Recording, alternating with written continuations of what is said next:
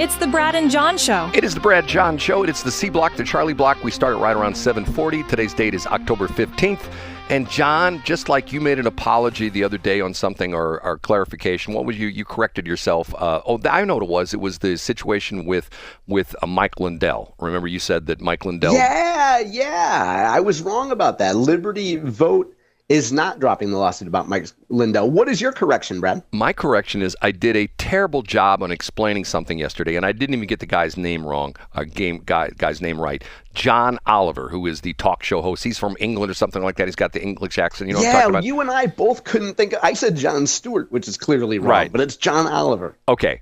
I read the story over again, and interestingly enough, yesterday afternoon, and you're the kind of guy that can probably... Is there a link on johncombest.com to the Mark Reardon show and an interview with Jamie Reed, the WashU whistleblower? Is that on johncombest.com today, Brad? Did you go today? See, we talked about this yesterday morning, and the interesting part of this was, this is where, once again, and I never say once again, but once again, the St. Louis area gets a black eye. And what John Oliver was talking about on his show, and this is a national show, which I think has, 200,000 listeners or something like viewers, something like that.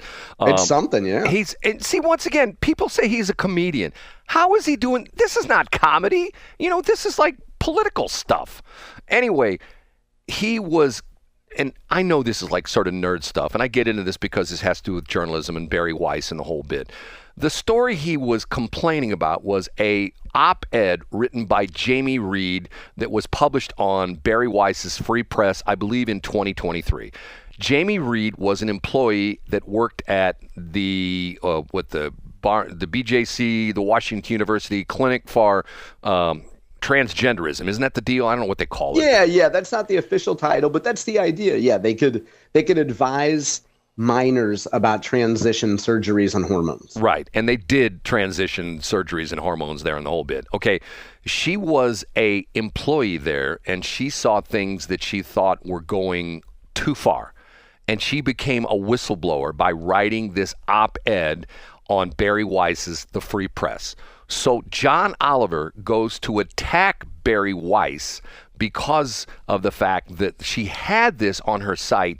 And his complaint is, if you know the whole crazy story, Barry Weiss got into a fight. She worked at the New York Times, got into a fight with some of the younger journalists. And she's not that old herself. I think she's like late 30s, early 40s. But some of these right out of college, still wet behind the ears, cub reporters were essentially taking over the paper and deciding they were going to put things in. And there was the big controversy was there was an editorial, I can't remember who wrote it, by one of the Trump people that they went ape S over because of the fact that they didn't agree with. It's a complicated story. Anyway, he's pointing out the fact that Jamie Reed didn't know what she was talking about, and he's quoting the Post-Dispatch. Now, I always find this interesting that when people start quoting newspapers, and that would be like me quoting, let's say, the North County Journal, which doesn't exist anymore.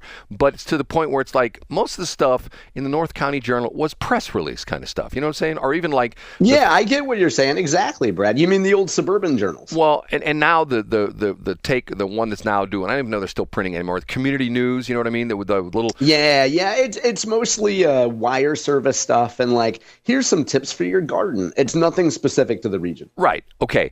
So what was interesting about this is the Post-Dispatch article was quoting parents of these transgender kids that were being serviced by WashU Medical School, the BJC, whatever the heck it was. And Jamie Reed brought this up yesterday in her interview that almost all these parents that they interviewed were, guess what, John? What were they, Brad? Transgender activists. So in other words, you don't say. Yeah, so in other words, see, this is the part of journalism that, like, let's say there's a controversy. Let's go back to the St. Peter's thing. Let's go back to the St. Peter's thing where we talk about the fact that this guy's been found guilty of having sunflowers in his front yard and he's going to get fined. Okay.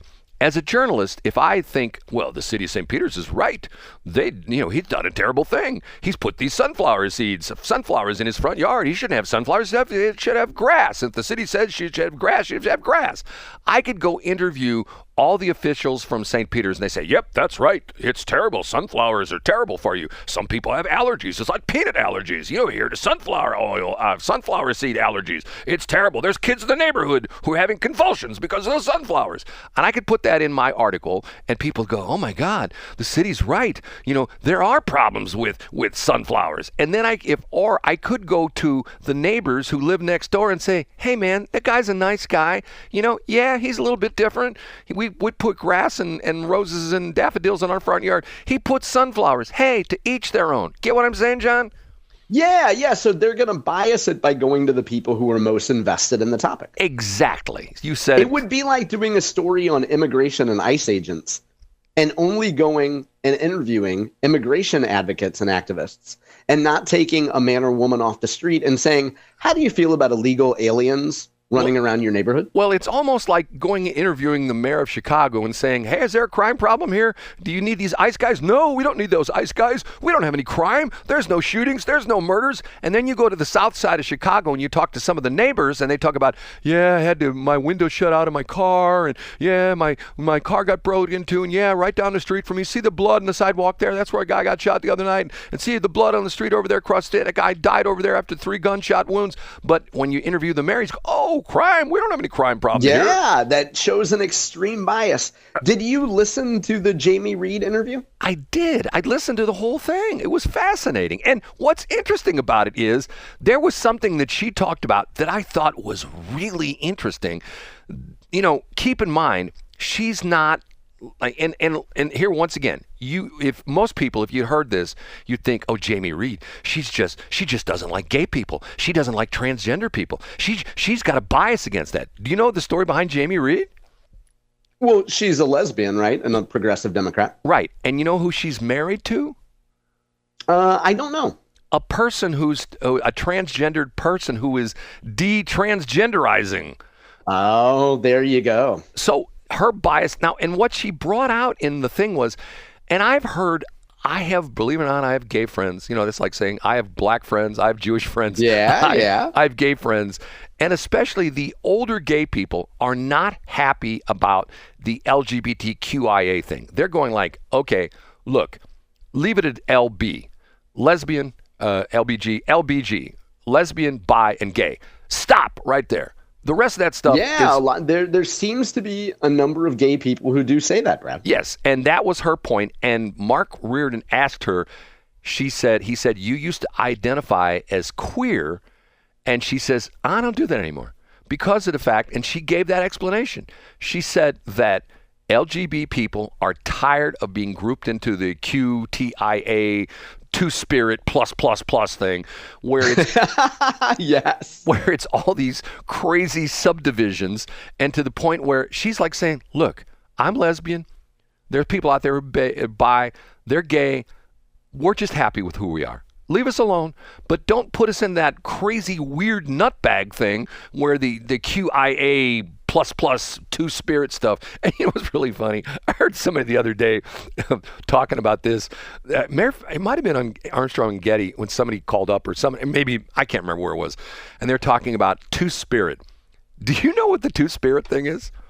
Yeah, you've explained it a couple times on this show, Brad. And in fact, I gave you credit for it because about 9 months ago you mentioned it, and I thought you were just being silly.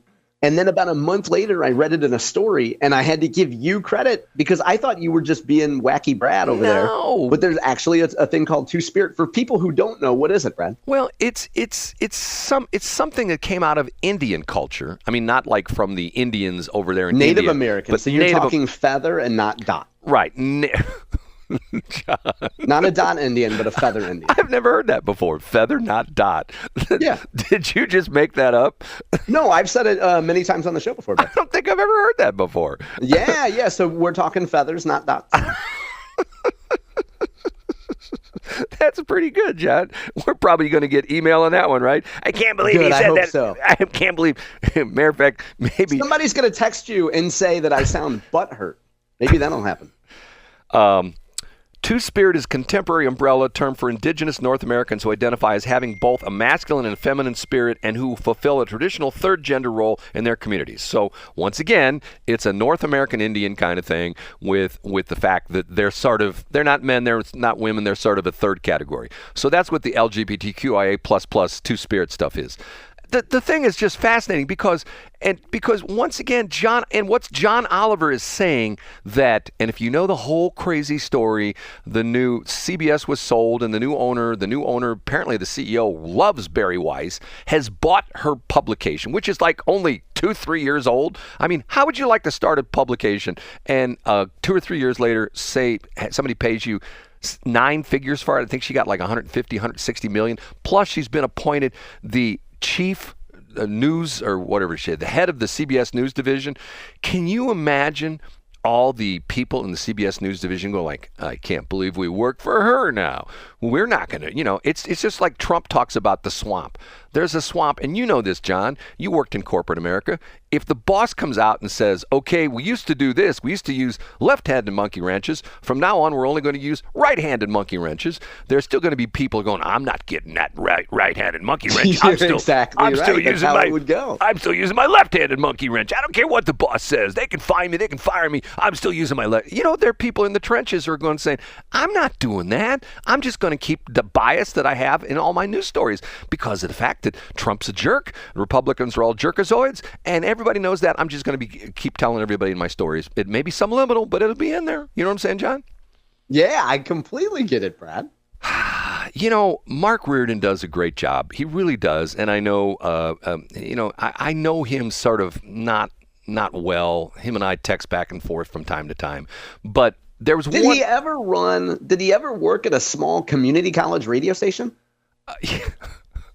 No, he worked at KYMC. Oh, a high school one, excuse me. No. And it was some rich kid school. Where was it? No. He worked at KYMC.